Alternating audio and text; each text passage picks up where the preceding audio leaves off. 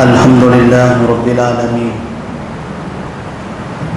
والصلاة والسلام على رسوله الأمين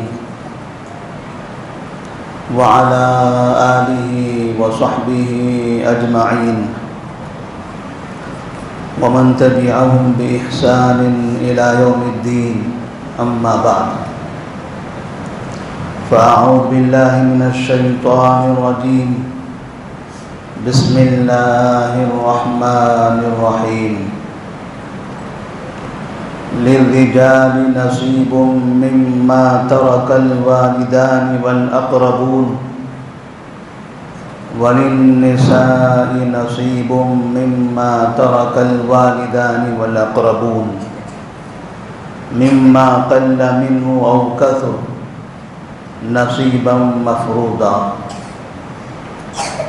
وعن سعيد بن زيد رضي الله تعالى عنه قال قال رسول الله صلى الله عليه وسلم من اقتطع شبرا من الأرض ظلما طوقه الله إياه يوم القيامة من 70 أرضين.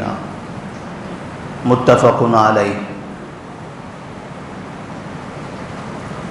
محترم حاضرین، اللہ تبارک و تعالیٰ نے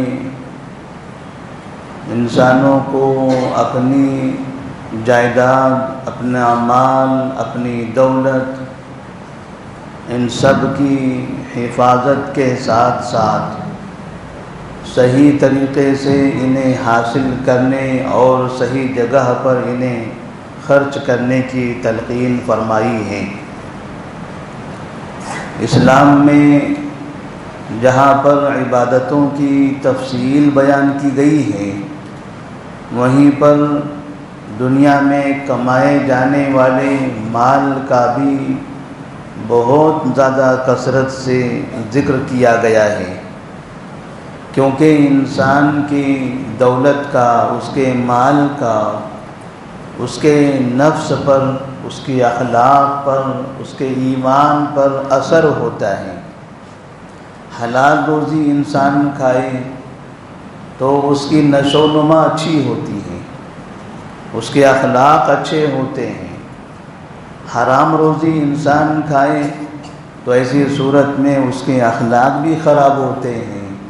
دنیا والوں کی نظروں میں وہ انسان حقیر بن جاتا ہے اور اللہ تبارک و تعالیٰ کے پاس بھی وہ عذاب کا مستحق بن جاتا ہے.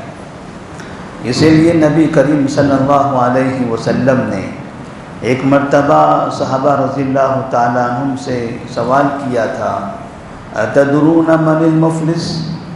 کیا تمہیں معلوم ہے کہ مفلس یعنی کنگال انسان کون ہے؟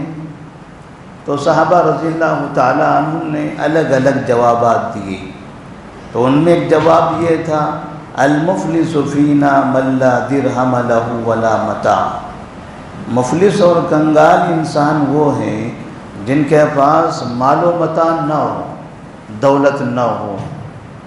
نبی کریم صلی اللہ علیہ وسلم فرماتے ہیں کہ مفلس یہ نہیں ہے، المفلس من یأتی یوم القیامۃ بصلاۃ وصیام وزکاۃ وحج. مفلس انسان کا آپ نے تذکرہ کرتے ہوئے کہا کہ مفلس وہ ہے جو کل قیامت میں اللہ کے دربار میں حاضر ہوگا، نمازیں لے کر، روزہ لے کر، زکوٰۃ لے کر اور حج لے کر. یہ جو عبادتیں ہیں، یہ عبادتیں اس نے دنیا میں بہت کیا ہوگا. ان عبادتوں کے ساتھ رب کے دربار میں حاضر ہوگا، لیکن اس کے ساتھ ساتھ وَيَأْتِي قَدْ شَتَمَ هَذَا وَأَكَلَ مَالَ هَذَا وَسَفَكَ دَمَ هَذَا وَضَرَبَ هَذَا. ساتھ میں اس نے کسی کو گالی دیا ہوگا، کسی کا مال کھایا ہوگا، کسی کا خون بہایا ہوگا، کسی کو مارا ہوگا. اور دنیا کے اندر زیادہ تر فسادات یہ مال کی وجہ سے، جائیداد کی وجہ سے، زمینوں کی وجہ سے ہوتے ہیں. یہ میرا ہے، یہ مجھے چاہیے، میں اس پر قبضہ کرنا چاہوں، اسے حاصل کرنا چاہوں، اسی لیے تقریباً دنیا میں جنگیں بھی ہوتی ہیں، مسائل بھی ہوتے ہیں، فسادات بھی ہوتے ہیں، اور دو افراد میں لڑائیاں بھی ہوتی ہیں۔ خاندانوں میں بھی بڑی بڑی لڑائیاں مال کی وجہ سے ہوتی ہیں۔ تو نبی کریم صلی اللہ علیہ وسلم فرماتے ہیں کہ اگر انسان کے پاس نماز ہو، روزہ ہو، زکوٰۃ ہو، حج ہو، لیکن وہ اللہ کے بندوں کے ساتھ برا برتاؤ کیا ہو، اللہ کے بندوں کا مال کھایا ہو، تو اللہ تبارک و تعالی ایسے شخص کی نماز، روزہ، زکوٰۃ، حج ان نیکیوں کو ختم کر دے گا، مظلومین کو دے دے گا، اور مظلومین کے گناہ ان کے سر پر ڈال کر فرشتوں سے کہے گا جاؤ اسے گھسیٹ کر جہنم میں لے جا کر پھینک دو۔ نبی کریم صلی اللہ علیہ وسلم نے یہاں واضح کر دیا کہ دنیا میں کوئی انسان ہو سکتا ہے اپنی طاقت کی وجہ سے، اپنے منصب کی وجہ سے، اپنے عہدے کی وجہ سے، اپنی سیاسی قوت کی وجہ سے کسی کا کچھ لے لے، کسی کا مال لے لے، کسی کی زمین لے لے، کسی کی دولت پر قبضہ کر لے۔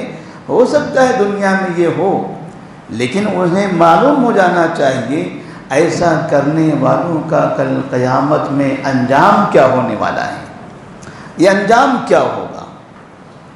اسی طرح سے اللہ تبارک و تعالیٰ نے مسلمانوں کو حلال روزی کی تعلیم دی، اور حرام کے جتنے بھی راستے ہیں تمام راستوں کو بند کرنے کا حکم دے دیا، سودی کاروبار کے بند کرنے کا حکم دیا، اس لیے کہ سود میں ناحق طریقے سے دوسرے کا مال لیا جاتا ہے، غلط طریقے سے کسی مجبور انسان کی مجبوری کا فائدہ اٹھایا جاتا ہے۔ اسی طرح سے رشوت سے منع کیا، کیونکہ رشوت لینے والا آدمی کسی انسان کی مجبوری میں ان سے پیسہ بٹورتا ہے۔ چوری کرنے سے منع کیا، اس لیے کہ چوری میں دوسرے کا مال جو اپنا محنت کر کے کما کے اپنے محفوظ جگہوں پر رکھا ہو اور کوئی جا کر اسے چوری کر لے، تو شریعت نے تو باقاعدہ اس کے ہاتھ کاٹنے کا حکم دے دیا۔ والسارق والسارقة فاقطعوا أيديهما جزاء بما كسبا نكالا من الله والله عزيز حكيم۔ چور مرد ہو یا عورت ہو، یعنی کسی کا مال چرانے والا، ناحق کسی کا مال لینے والا شخص، چاہے وہ مرد ہو یا عورت ہو، آپ کو کوئی تفریق کرنی نہیں، پکڑنا ہے، اس کا ہاتھ کاٹ دینا ہے، یہ اس کی سزا ہے۔ اور سودی کاروبار کے بارے میں تو آپ نے فرمایا لعن اللہ آکل الربا موکلہ وکاتبہ وشاہدیہ، سود کھانے والے، کھلانے والے، گواہ بننے والے، لکھنے والے، ان سب پر اللہ کی لعنت ہو، اس لیے کہ یہ سب کئی لوگ مل کے ایک مجبور انسان سے مال لوٹتے ہیں۔ یہ کئی لوگ مل کے ایک غریب اور فقیر انسان، مجبور انسان جو بیماری کی وجہ سے قرض لے رہا ہے، جو اپنی ضرورت کی وجہ سے قرض لے رہا ہے، یہ 4-5 لوگ ملتے ہیں، آپس میں معاہدہ کرتے ہیں اور اس آدمی سے ناحق طریقے سے مال لینے پر متفق ہوتے ہیں۔ تو ناحق طریقے سے مال لینے والا چاہے وہ اکیلا ہو، چاہے اس کے ساتھ کئی لوگ معاون اور مددگار ہوں، سب پر اللہ تبارک و تعالیٰ کی لعنت ہے۔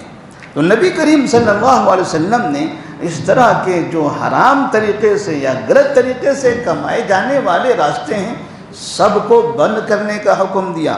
اللہ فرماتے ہیں یا ایھا الذین آمنوا لا تأکلوا اموالکم بینکم بالباطل وتدلوا بها الى الحکام لتأکلوا فریقا من اموال الناس بالاثم وانتم تعلمون۔ ہم دیکھتے ہیں ہمارے پاس اگر کسی کا مال ہمیں لینا ہے، کسی مال پر ہمیں قبضہ کرنا ہے اور ہمارے پاس اس کی طاقت نہیں ہے، تو ہم پولیس کا سہارا لیتے ہیں، ہم کورٹ کا سہارا لیتے ہیں، ہم سیاسی طاقتوں کا سہارا لیتے ہیں، کیونکہ ان کے سہارے سے یہ مال چوری کرنے میں آسانی ہوتی ہے، ان کے سہارے سے مالوں پر قبضہ کرنے میں آسانی ہوتی ہے۔ اللہ نے کہا یہ حکام، یہ سیاستدان یہ اہل مناصب، ان لوگوں کا استعمال کر کے تم غلط طریقے سے مال کھاؤ گے۔ اللہ نے کہا لا تأکلوا اموالکم بینکم بالباطل، غلط طریقے سے ایسا مال نہ کھاؤ، کوئی بھی ایسا راستہ۔ ایک مرتبہ آپ صلی اللہ علیہ وسلم ایک بازار میں گئے، بازار میں انسان کچھ سامان بیچ کر پیسہ کماتا ہے، وہ بھی مال کمانے کا ایک بڑی جگہ ہوتی ہے۔ آپ صلی اللہ علیہ وسلم نے دیکھا کہ ایک شخص اناج کا ڈھیر لے کر بیٹھا ہوا تھا۔ آپ صلی اللہ علیہ وسلم وہاں پہنچتے ہیں، اناج کے ڈھیر میں ہاتھ ڈالتے ہیں، باہر نکالتے ہیں تو آپ کا ہاتھ گیلا نکلتا ہے۔ آپ ان سے پوچھتے ہیں یہ کیا ہے؟ اوپر تو سوکھا نظر آ رہا ہے، نیچے اندر گیلا اناج کیوں ہے؟ تو اس نے کہا اصابت السماء یا رسول اللہ، اے اللہ کے رسول صلی اللہ علیہ وسلم، رات بارش ہو گئی تھی، بارش کی وجہ سے یہ اناج بھیگ گیا تھا۔ تو آپ نے فرمایا کہ پھر اس اناج کو آپ نے اوپر کیوں نہیں رکھ دیا، یا اسے الگ کیوں نہیں کر دیا تاکہ خریدنے والا دیکھ لے، معلوم کر لے اور یہ پہچان لے کہ ہاں یہ گیلا ہے۔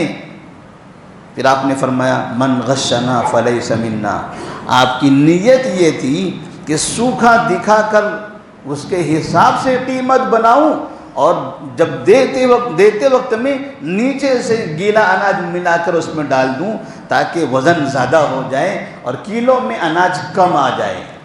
اتنی معمولی سی جگہ پر آپ نے فرمایا تھا من غشنا فلیس منا، جو ہمیں دھوکہ دے وہ ہم میں سے نہیں ہے، جو ہمیں دھوکہ دے وہ ہم میں سے نہیں ہے۔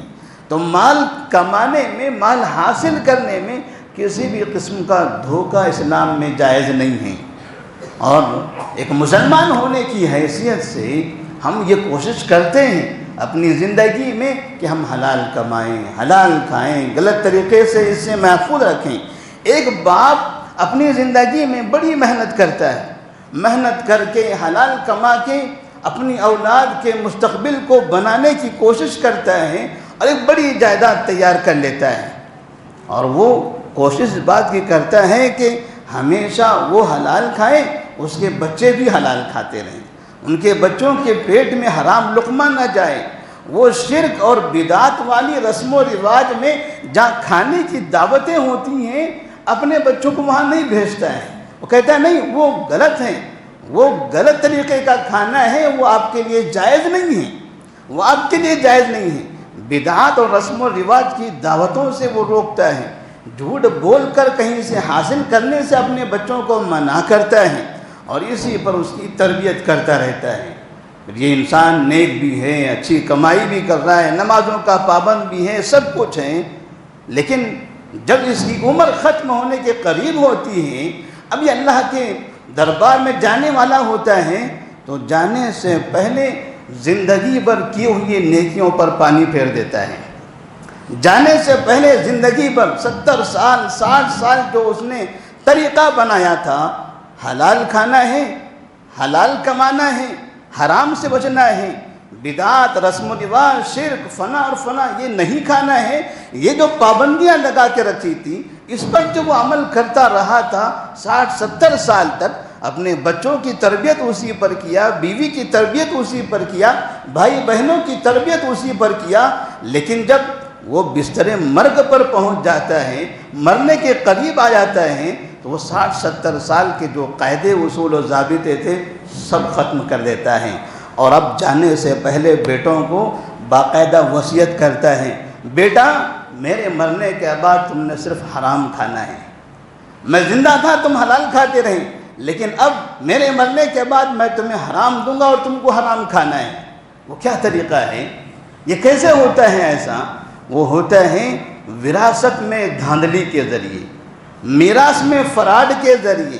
یہی باپ اپنی ان اولاد کو جنہیں وہ زندگی پر حلال کھلایا تھا، مرنے سے پہلے انہی بیٹوں کو حرام روزی دے کر دنیا سے چلا جاتا ہے، اس کا حق دے دیتا ہے، اس کا حق دے دیتا ہے، وہ بیٹی کا حق دیتا ہے، یہ چھوٹے بیٹے کا حق دیتا ہے، وہ کبھی بڑے کا حق اس کو دے دیتا ہے، اس کا لوٹا اور اس بیٹے کو دے دیا، یہاں سے لوٹا یہ حرام کام کیا، اسے دیا یہ ساری زندگی پر حرام کام حرام کھانے والا ہوا، یہ باپ زندگی بھر حلال کھاتا رہا لیکن مرنے سے پہلے اولاد کو حرام روزی دے کر اس دنیا سے چلا گیا. جب اللہ تبارک و تعالیٰ کے دربار میں یہ جائے گا پھر وہی نیکیاں تھیں، نمازیں تھیں، روزے تھے، زکوٰۃ تھے، مال کے بارے میں اس سے پوچھا جائے گا. مال تو کہا یہ فلاں بیٹی سے لوٹا، فلاں بیٹے کو دیا، چھوٹے بیٹے سے لوٹا، بڑے بیٹے کو دیا، بھائی سے لوٹا، بیٹے کو دیا، بہن سے لوٹا، اولاد کو دیا، بیوی سے لوٹا، بیٹوں کو دے دیا. اللہ تعالیٰ جب وہاں اس سے یہ پوچھے گا مال، تم نے یہ مال کہاں سے لیا تھا، کہاں سے کمایا، پتہ چلے گا نمازیں تو تھیں، روزے بھی تھے، سب کچھ تھے، لیکن اپنی اولاد کو جو وہ حرام کھلا کر جاتا ہے، اس سے بڑا بدنصیب انسان باپ مرنے سے پہلے اولاد کو حرام کھلا کر چلا جائے. کتنی بڑی بری بات ہے. اولاد کی تربیت نیک کام پر ہوئی تھی، اولاد کی تربیت حلال کھانے پر ہوئی تھی، حلال غذا پر ہوئی تھی، لیکن ہم دیکھتے ہیں کہ ساری زندگی نیک بننے والا آدمی مرنے سے پہلے برا بن کے چلا جا رہا ہے. یہ ہمارے معاشرے میں بہت ہوتا ہے، ہمارے معاشرے میں یہ بہت ہوتا ہے. آپ اگر اپنے اطراف دیکھ لیں آپ کو اندازہ ہوگا تقریباً ہمارے ماں باپ یہی کام کر کے گئے ہیں. تقریباً جن ماں باپ کے لیے ہم دعائیں کرتے ہیں ان ماں باپ نے مرنے سے پہلے یہی کام کیے ہیں. اس کا لوٹا اس کو دیا، اس کا لوٹا اس کو دیا ہے. مرنے سے پہلے یہی کام کر کے چلے گئے. اس لیے آج تک کہ ہمارے اپنے بھائیوں کو ہم سے جھگڑا ہے، آج تک کہ ہماری بہنوں کو ہم سے نفرت ہے کہ باپ نے صحیح تقسیم نہیں کیا تھا، باپ نے میری بہنوں کا حق مارا مجھے دے دیا، میرے بھائیوں کا حق مارا مجھے دے دیا، وہ باپ چلا گیا. یہ اولاد اب 50 سال تک لڑتے رہ رہی ہے، یہ اولاد اب 50 سال تک لڑ رہی ہے. باپ نے کون سا کام کیا، وہ کس طرح کی اولاد کو یہ سبق دیا ہے. نبی کریم صلی اللہ علیہ وسلم اسی لیے فرماتے ہیں من اقتطع شبرا من الارض ظلما توقہ اللہ ایاہ یوم القیامت من 7 ارضین. جو انسان کسی کا ایک بالشت بھر زمین اگر ہم دیکھیں، معمولی سی زمین ہوتی ہے، اتنی زمینوں کا تو کوئی اہتمام ہی نہیں ہوتا. کون کب کہاں سے گھر بناتے ہیں تو کئی بالشت دائیں، بالشت بائیں، پیچھے، آگے، ہر طرف بڑھا دیتے ہیں. نبی نے فرمایا ایک بالشت بھر جو زمین کسی کی ناحق لے لے گا توقہ اللہ بہا یوم القیامت من 7 ارضین. اللہ تبارک و تعالیٰ اس بالشت بھر زمین کے نیچے 7 زمینوں کا ایسے ہی بڑا طوق اس کے گلے میں کل پہنائے گا. ان کا طوق اس کے گلے میں کل پہنایا جائے گا تاکہ سب کے سامنے یہ پتہ چلے یہ ہے زمین چور، یہ ہے دولت کا چور، یہ ہے لوگوں کا مالوں کا لٹیرا انسان، یہ بڑا نیک بنا پھرتا تھا، لوگوں کی دولت پر قبضہ کیا کرتا تھا. یہ ہے وہ انسان، اور یہ ہے وہ بھائی جو جس نے اپنی بہن کا مال لوٹا تھا. یہ وہ بھائی ہے جس نے اپنی بہن کا حصہ مارا تھا. ہم نے تو لوگوں کو یہ بتایا ہے. باپ بھی اپنے بچوں سے کہتا ہے دیکھنا دھوکہ نہیں دینا، دیکھنا فلاں کو دھوکہ نہیں دینا، غلط بول کر کسی کا مال نہ کھانا، غلط طریقے سے کہیں سے نہ کمانا. ساری دنیا والوں کے لیے یہ نصیحت ہے کہ ان اجنبی کا، وہ کافر کا، وہ مسلم کا، وہ فلاں کا غلط طریقے سے مت کھاؤ. اگر کھانا ہو تو اپنی بہنوں کا کھاؤ. غلط طریقے سے اگر کھانا ہو، ظلم کر کے کھانا ہو، لوٹ کر کھانا ہو، وہ فلاں لوگوں کا نہ کھاؤ، اپنی بہنوں کا لوٹ کر کھا لو. کوئی تمہیں پوچھنے والا نہیں ہے یہ بہنیں کہاں جائے گی، کون سی عدالت میں جائے گی. آپ کو اس کی ساری حقیقت معلوم ہے. ان کا منہ بند کر دینا، ان پر ظلم کرنا، ان کو ستانا، ان کے محبت کے جذبات سے بھڑکا کر ان کو خاموش کرا دینا، کوئی آپ کو پوچھنے والا نہیں ہے. کسی اور کا لوٹو گے تو وہ آ کے مارے گا آپ کو، وہ آپ کو قتل بھی کر سکتا ہے، وہ آپ کو جیل میں ڈال سکتا ہے، لیکن آپ کی بہن آپ کی محبت میں کچھ نہیں کر سکتی. آپ اور اپنی اولاد عیش کر سکتے ہو، بہن کوئی کچھ نہیں بگاڑ سکتی ہے. باقاعدہ یہ فکر بنی ہوئی ہے، یہ بولا نہیں جاتا ہے، لیکن اسی طرح سے عمل کیا جاتا ہے. اللہ تبارک و تعالیٰ نے قرآن مجید فرمایا للرجال نصیب مما ترک الوالدان والاقربون. وَلِلنِّسَاءِ نَصِيبٌ مِّمَّا تَرَكَ الْوَالِدَانِ وَالْأَقْرَبُونَ مِمَّا قَلَّ مِنْهُ أَوْ كَثُرَ نَصِيبًا مَفْرُوضًا۔ باپ کے مرنے کے بعد ایک آدمی زندگی بھر دولت کماتا ہے، دولت کمانے کے اس راستے میں چلتے چلتے اچانک اس کی موت ہو جاتی ہے۔ ساری دولت کھاتا نہیں ہے، ساری دولت کا استعمال نہیں کر پاتا ہے، لیکن بچ جاتا ہے۔ اب یہ بچا ہوا جو مال ہوتا ہے، ایسا نہیں ہے کہ کوئی بھی آئے جس کو ہاتھ لگے اٹھا لے، باقاعدہ اس مال کا ایک نظام ہے، اس کو ایک الگ طریقے سے تقسیم کیا جاتا ہے۔ اور وہ تقسیم کون کرے گا؟ باپ کو اختیار نہیں ہے اپنے مال کی تقسیم کرنے کا، باپ کی مرضی اس کے اپنے مال کی تقسیم میں نہیں چلے گی۔ وہ کہے کہ میں نے کمایا ہے، میں چاہے جس بیٹے کو جتنا دے دوں، چاہے اس بیٹے کو جتنا دوں، تو میری مرضی۔ اسے کہا جائے گا نہیں، مال آپ کا ضرور ہے لیکن اولاد میں تقسیم کرنے کا اختیار آپ کو نہیں ہے۔ اولاد میں تقسیم کیسے کیا جائے گا وہ اللہ کا نظام ہے، وہ اللہ تبارک و تعالیٰ کا نظام ہے، وہ آپ کے اختیار سے باہر ہے۔ آپ کے مرنے کے بعد اب یہ باقاعدہ قرآن کے طریقے سے اس کو تقسیم کیا جائے گا۔ جس طرح سے بیٹوں کا حق ہوتا ہے مال میں، ایسے ہی بیٹیوں کا حق ہوتا ہے۔ بعض مرتبہ آدمی کے مرنے کے بعد مال تقسیم ہوتا ہے تو اس کی بیوی کو کچھ نہیں دیا جاتا، بیٹے اپنا رکھ لیتے ہیں۔ ماں ہے، ہمارے ساتھ رہتی ہے، ہمارے گھر میں رہتی ہے، ہم اس کے پیر دباتے ہیں، اس کی دوائیاں کرتے ہیں، ماں کو دینے کی کیا ضرورت ہے؟ ماں کے نام کا پورا ہم رکھ لیتے ہیں۔ بیٹی فلاں جگہ چلے گئی ہیں، وہ فلاں ہیں، وہ فلاں ہیں، وہ تو پرائے ہیں، ان کی شادیوں میں ہم نے 10 لاکھ روپیہ خرچ کیا تھا، ان کے فلاں کام میں اتنا خرچ کیا تھا، وہی ان کی وراثت ہو گئی۔ اب باپ کے مرنے کے بعد میرا وراثت میں ان کا حصہ نہیں ہوتا، تو یہ بیٹوں سے پوچھے کیا آپ نے نکاح نہیں کیا؟ شادی بیٹی کی ہوئی ہے تو وراثت کا حصہ ختم، شادی تو آپ نے بھی کیا ہے، آپ کی شادی میں بھی اتنا ہی خرچ ہوا ہے، تو آپ کی وراثت کا حصہ ختم کیوں نہیں ہوتا؟ کیوں اس کو مائنس نہیں کر دیا جاتا؟ عام طور پر بیٹیوں کا یا بہنوں کا مال لوٹنے کے لیے ایسے بہانے بنائے جاتے ہیں، ایسے بہانے بنائے جاتے ہیں۔ یقین مانیے تقریباً مسلمان یہ وراثت کے مال میں حرام کام میں ملوث ہیں۔ تقریباً مسلمان، بہت کم ہی گنے چنے ایسے ہو سکتے ہیں جو وراثت میں حلال کھا رہے ہوں گے، یا تو اپنے ماں باپ کا حرام کھا رہے ہیں، ماں باپ نے حرام دے کر چلے گئے، یا تو اب اپنی اولاد کو وہ حرام کھلا رہے ہیں اور وہ آج تک بھی حرام پر ہیں۔ بہنیں خاموش ہیں، بیٹیاں خاموش ہیں، مائیں خاموش ہیں، وہ کچھ نہیں بولتی ہیں، بس وہ چاہتی ہیں کہ رشتہ باقی رہ جائے، رشتہ باقی رہ جائے۔ وراثت مانگیں گے رشتہ ختم ہو جائے گا، وراثت مانگنے جائیں گے رشتہ ختم کر دیا جائے گا۔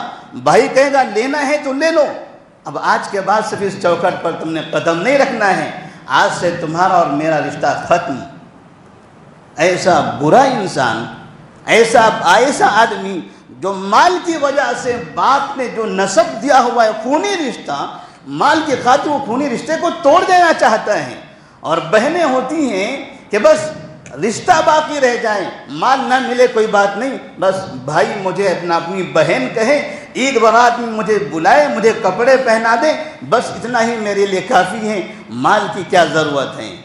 بہنیں رحم کر دیتی ہیں ظالم بھائیوں پر، لیکن یہ ظالم بھائی ان کے رحم کے باوجود بھی کل قیامت میں پکڑے جائیں گے۔ بہنوں کے رحم کے باوجود بھی کل قیامت میں مجرمین کی طرح پکڑے جائیں گے۔ بہنوں نے رحم نہیں کیا ہے، وہ مجبوری ہے، وہ بہنوں کی مجبوری ہے۔ 100 روپیہ بھی کوئی آدمی چھوڑتا نہیں ہے۔ اس بہن سے کہیے کہ آپ بھائی کا چھوڑ رہے ہو، شوہر کا بھی چھوڑ کے دکھا دو۔ اس بہن سے کہیے جیسے آپ بھائی کا چھوڑ رہے ہو رحم کرتے ہوئے، تو شوہر کے جو مال میں بھی تمہیں حصہ ملنے والا ہے، اتنی ہی رحم دلی ہے تو وہ بھی چھوڑ کر دکھا دیجئے۔ پتہ چلے گا وہاں اپنے شوہر کا حق لینے کے لیے پورے خاندان کو تباہ کر دے گی کہ 1 روپیہ نہیں چھوڑے گی۔ مطلب یہ ہے کہ پیسوں کی ضرورت ہے، اسے مال کی ضرورت ہے، لیکن حالات کے پیش نظر جیسے معاشرے میں ہم مجبور لوگ، بعض مرتبہ کسی کے گھر پر قبضہ ہوتا ہے، کسی کا مال کوئی لے لیتا ہے، کسی کا قرضہ لیا وہ واپس نہیں کرتا۔ اب آدمی دیکھتا ہے جس کے پاس ہے وہ مالدار ہے، بڑا ہے، طاقتور ہے، تو گھبرا کے مانگتا ہی نہیں، جانے ٹھیک ہے کوئی بات نہیں، آپ نے نہیں دیا کوئی مسئلہ نہیں۔ آپ نے نہیں دیا کوئی مسئلہ نہیں. کیوں ایسا کیوں کر رہا ہے؟ وہ ڈر کر رہا ہے، ورنہ حقیقت میں وہ چاہتا ہے کہ وہ ملے. ایسے ہی گھر کے اندر کی جو بہنیں ہیں وہ بھی اسی طرح سے ڈر کر رحم کر دیتی ہیں. لیکن آدمی کو یہ معلوم ہو جانا چاہیے کہ بہن کا لوٹا ہوا مال جو میں اپنی بیوی کو اپنے بچوں کو کھلا رہا ہوں، کل قیامت میں یہ بیوی بچے بھی مجرم کی طرح کھڑے کیے جائیں گے، تم بھی مجرم کی طرح کھڑے کیے جاؤ گے.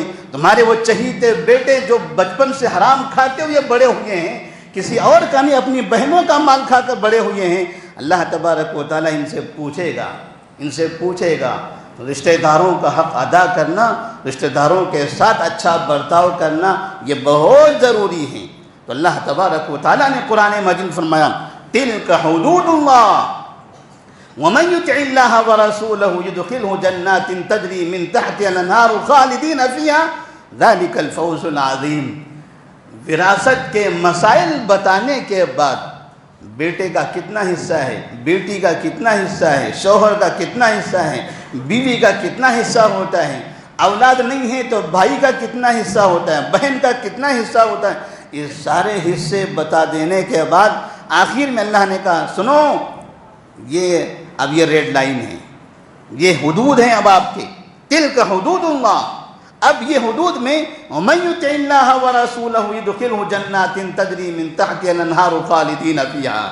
اب جو یہ حدود کے حساب سے عمل کرے گا، یہ مال کی تقسیم کا جو سسٹم یہاں بیان کیا گیا ہے، اس سسٹم کے حساب سے جو مال کی تقسیم کرے گا يُدْخِلْهُ جَنَّاتٍ تَجْرِي مِن تَحْتِهَا الْأَنْهَارُ. اب وہ جنت میں داخل ہوگا، وہ جنت میں داخل ہوگا. اور ذَلِكَ الْفَوْزُ الْعَظِيمُ. اور یہ اس کے لیے بڑی کامیابی کی بات ہوگی، کیونکہ اس نے زندگی میں مال کو صحیح تقسیم کر کے آیا ہے. اور اگر اس کے علاوہ وَمَن يَعْصِ اللَّهَ وَرَسُولَهُ وَيَتَعَدَّ حُدُودَهُ يُدْخِلْهُ نَارًا خَالِدًا فِيهَا وَلَهُ عَذَابٌ مُّهِينٌ. اور جو یہ حدود ہیں، یہ جو نظام ہے مال کی تقسیم کا، اس نظام کو جو فالو نہیں کرے گا، اس کی جو مخالفت کرے گا، يُدْخِلْهُ نَارًا خَالِدًا فِيهَا، وہ اللہ تبارک و تعالیٰ اس کو جہنم میں داخل کرے گا، وہ ہمیشہ اسی میں رہے گا. وَلَهُ عَذَابٌ مُّهِينٌ. اور اس کے لیے انتہائی ذلت والا عذاب ہوگا، انتہائی ذلت والا عذاب ہوگا. اللہ تبارک و تعالیٰ نے دونوں پہلو بیان کر دیے ہیں، دونوں پہلو بیان کر دیے ہیں.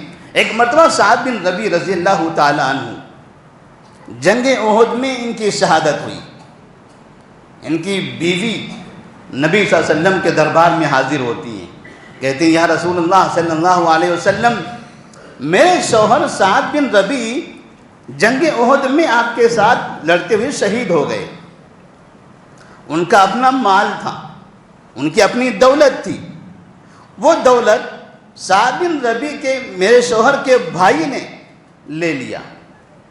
میں ان کی بیوی ہوں اور میرے ساتھ چھوٹی چھوٹی 2 بیٹیاں ہیں.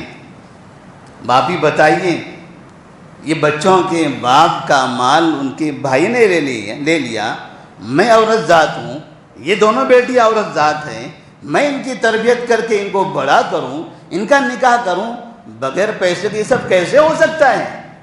اگر پیسہ نہ ہو تو نکاح بھی کیسے ہوگا؟ تو آپ صلی اللہ علیہ وسلم نے کہا انتظار کرو، میں آپ کو اس کا حل بتاتا ہوں. تھوڑی دیر کے بعد اللہ تبارک و تعالیٰ نے سورہ النساء کی آیت نمبر 11-12 جس میں پوری میراث کے تقسیم کی، جائیداد کی تقسیم کا جو طریقہ ہے وہ ساری آیتیں نازل فرما دی. پھر آپ صلی اللہ علیہ وسلم نے سعد بن ربیع کے بھائی کو بلایا جنہوں نے مال لے لیا تھا. ان سے کہا کہ یہ بیٹیوں کو پہلے 2/3 حصہ دے دو، پہلے یہ 2 بیٹیوں کو 2/3 حصہ دے دو. اگر پورے مال کے 3 حصے کریں تو ان میں سے 2 حصے پہلے ان کو دے دو، پھر یہ جو بیوی ہیں ان کو اس میں سے 8واں حصہ دے دو. اب جو باقی بچ جائے اس میں وہ تم لے لو. آپ صلی اللہ علیہ وسلم نے یہاں مال کی صحیح تقسیم کر دی. اب اس کے بعد اسی جگہ سے اسی وقت سے باقاعدہ یہ میراث کا سسٹم چالو ہو گیا.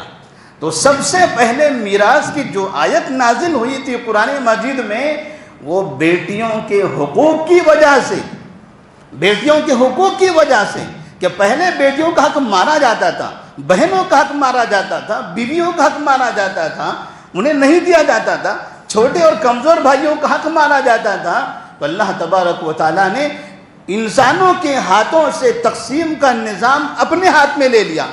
انسان یہ انصاف نہیں کر سکتا، اب یہ نظام ہمارے پاس ہوگا، مال تمہارا ہے لیکن تقسیم کا طریقہ ہمارا ہوگا۔ تو سورہ نساء آیت نمبر 11 اور 12 میں اللہ تبارک و تعالیٰ نے اس کی تفصیل بتا دی۔ اس لیے خاص طور پر جب ہم زندگی بھر حلال کماتے ہیں، حلال کھاتے ہیں، اپنے بچوں کو، اپنے بیوی کو، ہم سب کو حلال پر تربیت دیتے ہیں، تو یاد رکھیں ایسا نہ ہو کہ مرنے سے پہلے یہ سارا کام ہم برباد کر کے چلے جائیں۔